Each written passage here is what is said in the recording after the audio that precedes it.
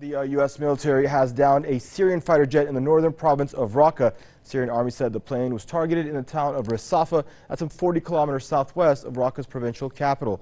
The attack came amid Syrian troops' advances into the province. The army says that the plane crashed and the pilot's missing. Damascus condemned the move as a flagrant attack which took place while the plane was on a combat mission against Daesh terrorists. The U.S. military confirmed the attack, accusing the Syrian side of bombing Washington-backed militants. Meanwhile, clashes have reportedly erupted south of Raqqa between Syrian troops and U.S.-backed Syrian Democratic Forces. Interesting story here, kind of disturbing. We're joined out of Dominica by Mr. Ken O'Keefe, former U.S. Marine. Mr. Ken O'Keefe, help us understand this. So as I was saying before being cut off, there is this plan, Odi Dinan's strategy for Israel in the 1980s. It lays out very specifically target number one was Saddam Hussein.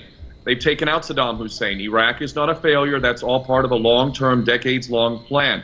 The rest of the plan involves getting the Arabs to, quote, bleed each other, to sow the seeds of sectarian hatred so that these weak and fractured states will be able to be overrun. There will be a provocation that will be used, and we're seeing these things heating up now. And of course, ISIS, as I mentioned before, stands for Israeli Secret Intelligence Service.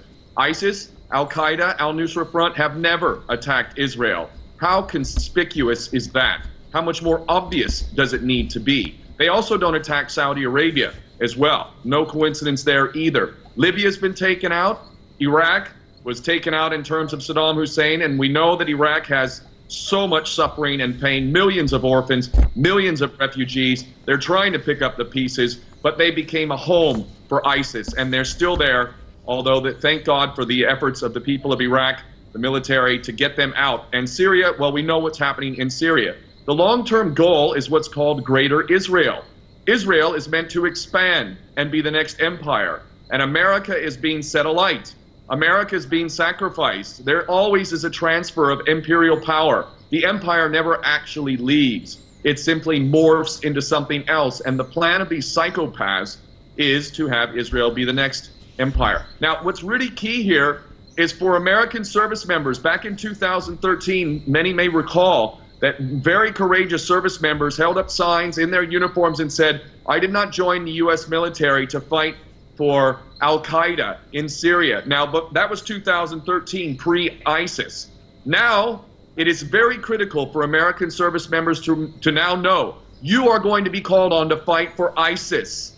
You are going to be called on to fight for ISIS against those who are legitimately fighting against ISIS, i.e. Iran, Hezbollah, Syria, and Iraqi forces as well. We are funding, supporting, and coddling ISIS. We just did a deal for $350 billion to Saudi Arabia. Everybody knows that Saudi Arabia, through their Wahhabi doctrine and their financing, is the main source of terrorism in the region. It is absolutely insulting to the intelligence of all of us that Iran keeps getting plastered across the American and Western media as the bastion of support for terrorism when everybody knows that it's Saudi Arabia. And we just gifted them with $350 billion worth of weapons, which will be in the hands of ISIS, just like the American-made weapons, which are in the hands of ISIS. And this is the story. And until we face this fact and really do what we need to do, this is going to get worse and worse. So I'm hopeful that more and more Americans are finally seeing this. It's hard, it's a bitter pill to take, but ultimately your government is a monolithic government. It doesn't matter whether it's Donald Trump, Barack Obama, George Bush, Bill Clinton, Bush before him. It's always the same. Always the same. The only difference is some minor changes or minor differences in domestic policy.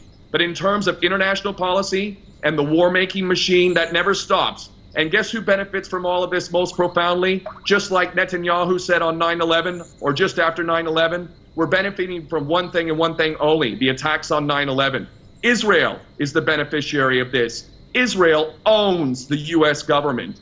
Literally, they own it. So all of you U.S. members, U.S. service members in particular, it is time now to seriously disobey the orders. You need to disobey the orders. You cannot fight for ISIS. You cannot do that. That's not being patriotic. You swore to uphold the U.S. Constitution. So, it is so obvious at this point, I just don't even know how anybody could ignore the facts. All right, well, thank you, Ken, for joining us or rejoining us. That was Ken O'Keefe, former U.S. Marine, joining us out of Dominica.